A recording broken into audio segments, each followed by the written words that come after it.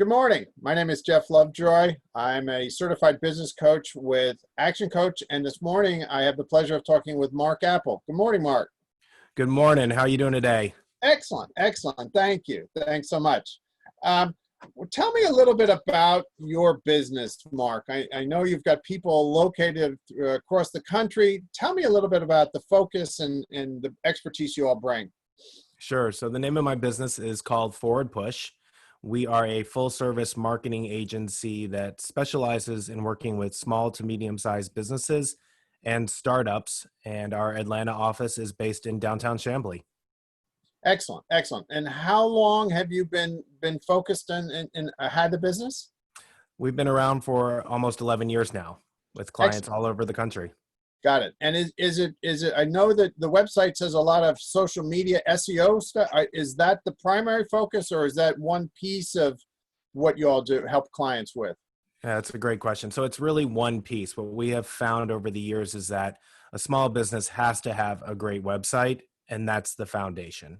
And if you don't have a solid foundation, it doesn't matter almost any of the other things that you are doing on social media, even networking, SEO. You're always bringing people back to the website. Right. And so Right. that typically starts our engagement with them is a website to make sure that they're not spending good money after bad. So our goal is to get a solid foundation and then start to apply those marketing tactics that actually help them get an ROI on the money that they spent and to continue to build their business through a variety of marketing tactics, like you mentioned, Jeff. Got it. And Marc, are you playing in the digital space only, or do you also do some of the more traditional brochures and marketing pieces, or do you sub that out? We do that as well. And even when we talk about traditional, we are doing radio, we're doing print, we're doing billboards. We have a client here in Atlanta who just started an engagement with the local sports station. Now that sports are coming back, right? Yeah. The leagues are starting to play. So we are now running advertisements on the local sports station, which we stopped in March. Interesting. Interesting. All right. Yeah. So you're starting to see some things come back. I'm seeing that as well. And so hopefully that will continue, but at a safe pace. Yes. So tell me a little bit, Marc, about your target markets. Where's the sweet spot in terms of the client, your best clients? Yeah. So what I like to tell people is that we love clients that are on Main Street. So if you were to walk up and down the typical main street of any city, large or small, you're always going to have your office that's got the one chiropractor.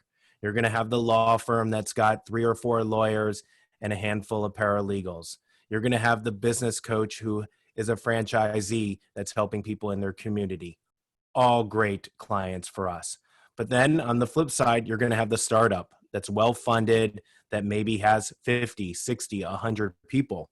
We're doing the same type of work for them. It's just at a different scale. So it really goes Main Street. We love working with clients that are just, out there, single owners, small teams that really want to have a successful business. They just don't have time for marketing. So they turn to us, and that's where we help them succeed. Excellent, excellent. So what I didn't hear was the skyscraper with the big names on it. That's not part of Main Street. Is that therefore not part of your sweet spot?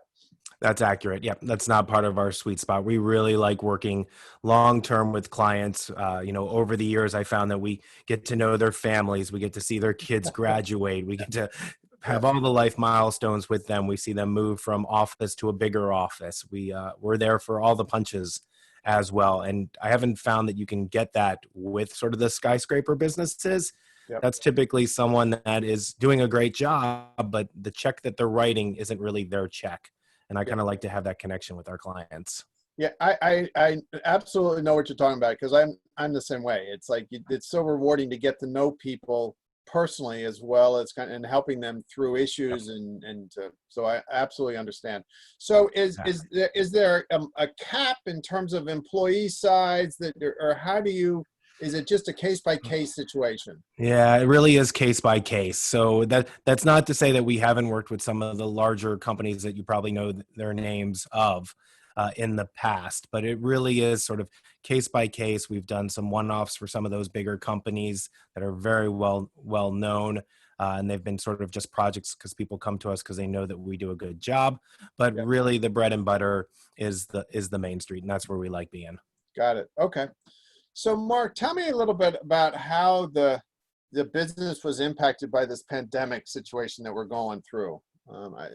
I mean, always interested in talking to businesses because some business owners, I talked to one yesterday and he said they've been blessed.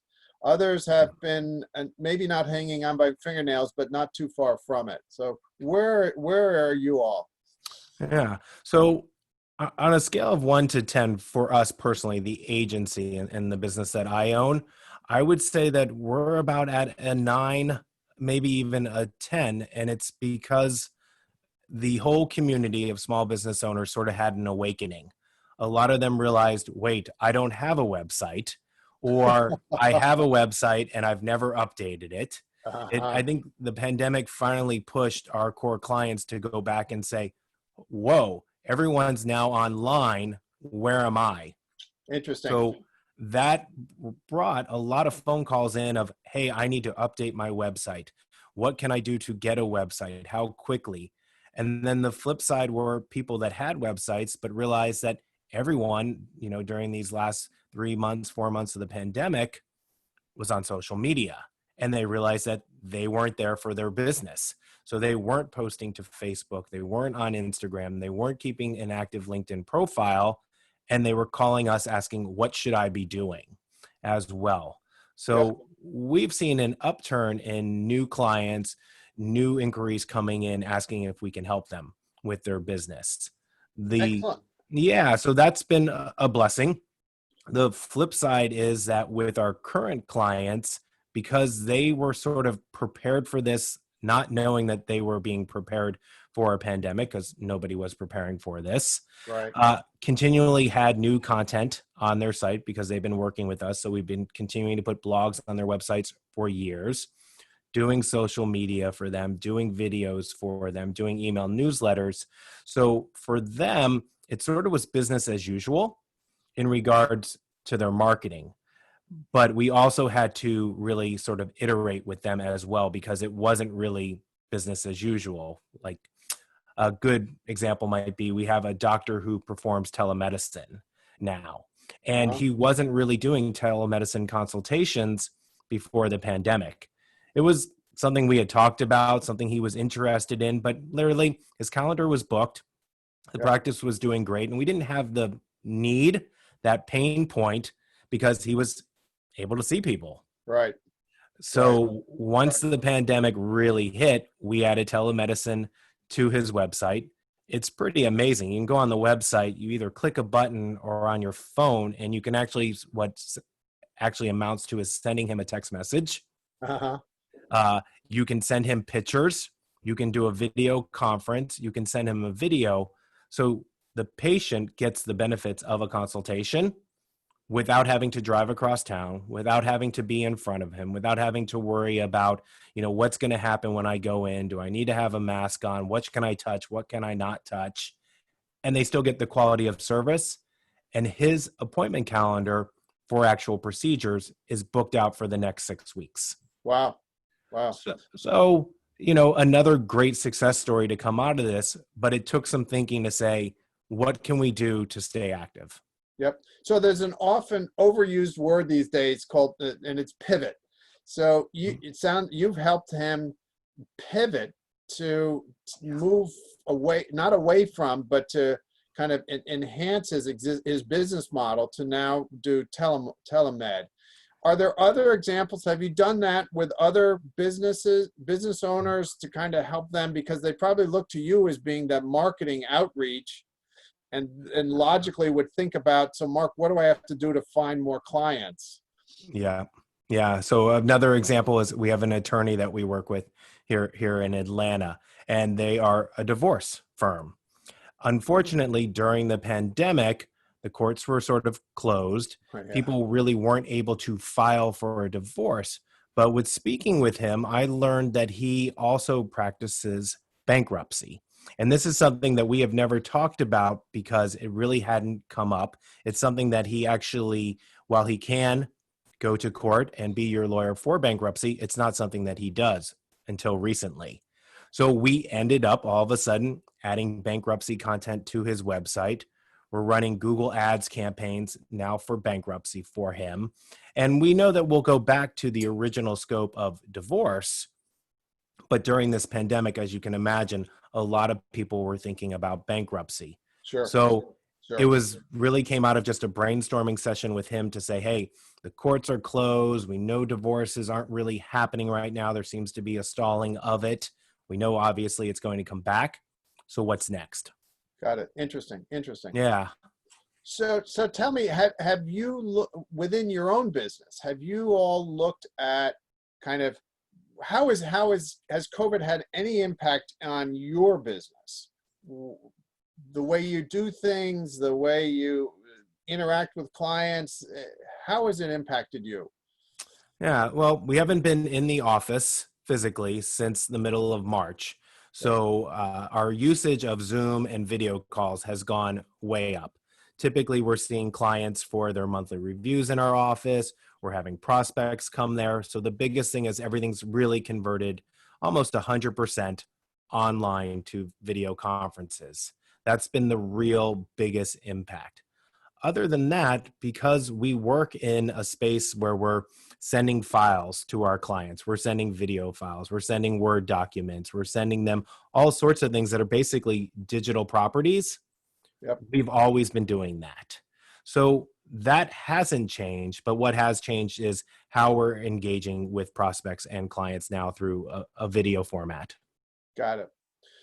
Mark, it said that smart people learn from mistakes but wise people learn from other people's mistakes. What sort of advice or what sort of, I guess advice is the right word, could you give other business owners mistakes to avoid that either you have incurred or you've seen your clients experience? I don't know if I asked that question clearly, but what advice can you pass along to people on this listening to this about mistakes that they can avoid? Yeah, I think probably the biggest mistakes, and I just wrote a blog article about this, and it has to do with letting your foot off the gas. We saw clients come to us, and I know of other agency owners that went through the same thing with their clients, where back in March, early April, they called and said, hey, I need to cut my marketing. And it's really one of the worst things that you can do, especially if you've been doing it for a while and you've developed a consistency of constantly adding blog articles so that, Google can see what's happening on your site, or even just email marketing. If you're just doing 1 or 2 emails a month to your clients and then all of a sudden you stop, it's not really what you want to do. Right. So we had some pretty hard discussions with clients to say, this isn't the thing to do. Let's figure out a way to make it work so that we keep the foot on the gas so that when we come out of this pandemic, you're back to where you were, if not even better. So the biggest mistake we're seeing is businesses that decided to stop or slow down because, Google kept going. It kept searching the internet for content. And while businesses might have slowed down and things might have gotten, a little scary for some, people were still searching for services. Just like the example I gave you about the doctor. It's an elective surgery. People were still searching for it, knowing that they couldn't go in and see him today. Yep. That's changed now that we're a couple months out. Yeah, that's great advice to kind of keep the foot on the accelerator on the marketing, sales and marketing, because I find owners that are just kind of across the board cutting costs without any recognition that the best way to get out of this is to grow out of it, not to. Yes. When I was first getting started, I was calling on a marketing company, and she told me that they had come up with something they call the cricket theory. And I don't know if you've heard of this, but tell me. She had an off-site meeting up in the North Georgia mountains one weekend, and on the Saturday morning after the first night, someone came down and said, "Man, I didn't get much sleep last night. Those crickets were just chirping away all night long." And they started talking about that, and they developed that into something they call the cricket theory, which was when others are quiet, you need to be making noise, because when things turn around, you're going to be the one remembered. So, it plays right into what you're speaking about, that, now's the time to be out marketing, because your competitors most likely have taken the foot off the accelerator. Yes, I love that. And I might have to just steal that. Well, they went to the point of making those little, when you were a kid, you had those little clickers. Uh-huh. They, Yep. they had it shaped like a cricket, so they would be walking around the office clicking, clicking.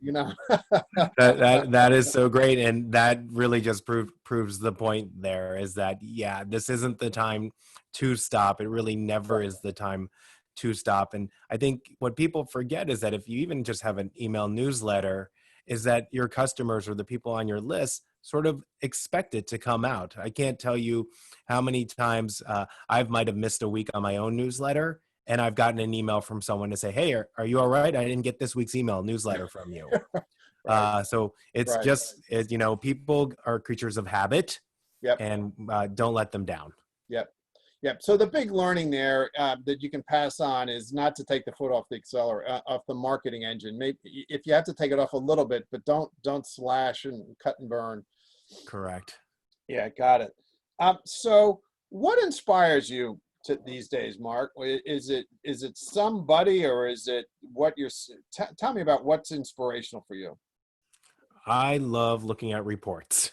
I am a data geek. I like going in and being able to tell a client, we wrote this article for you, or we did this video for you, or we put out this email newsletter for you, and it drove this many people to your website. And then that many people filled out the contact form or called you. We can do this through advertising. We can look and say, okay, your ad was shown so many different times to people on a Google search. Here's the amount of people that clicked on it. Here's the amount of people that called, filled out the form, or even made a purchase. Yep. So to me, it's kind of the biggest game in the world. It's the biggest chess game in the world is the Google monster, and really trying to figure out how are you going to make it work for your clients and make it work for their customers. So that's what really gets me up in the morning, is I just love trying to figure out, look at the research, and being able to tell a customer of ours, here's some amazing stuff. So let me tell you an example, Jeff, because this is from this morning. I sent an email to a client that in their Google My Business, we've been uploading photos for them every week for a while now. And last month, their Google My Business photos had over 14,000 views. Wow. And we know Google's own statistics will tell you that if you have photos on your profile, 90% of people searching will call a business that has photos versus those that don't. That's why it's so important. So for me to be able to call that client and say, hey, we got 14,000 views, let's get some more photos, because we know that ends up on the bottom line for them. That's my inspiration, is finding that kind of information out and just saying, hey, a couple of photos could have changed the difference from a good month to a bad month. Yeah, interesting. So not to belabor, not to extend this too long, but as a sole proprietor, what sort of what photos are you talking about? Is it photos? It's not family life photos. Is it me meeting with clients? Is it? That's it. Well, meeting with clients, even just showing the interior of your office. You can upload videos to your Google My Business as part of the photos. So even just some of the things that you're doing now, or just even if you had an informational minute, right? Some business coaching tips. Here's some things going on in the market. Those all can be uploaded to your Google My Business profile. Just think about it. If you're out searching and you're trying to make a decision between two businesses, the more that you know without calling, because most people don't call, don't fill out a form. They try to figure it out first themselves. And then they get a feeling of, oh, this is the one I should call. So how do you warm them up? Yeah, got it. Yeah, interesting. Yeah. So Mark, tell people how they can reach out to you. How can they connect with you? Yep. The best way to get in touch with me is through our website, which is forwardpush.com. There's a contact form on there. I get all of the emails that run through that. And like I said, we are located right in downtown Chamblee, and hopefully we'll be back in our office soon and having in-person meetings. Excellent. Well, thanks so much for your time this morning, Mark. Appreciate it. And we'll get this this recording out on social media. So, Great. Thank you for having me. I appreciate it. Nice thanks. talking to you. My pleasure.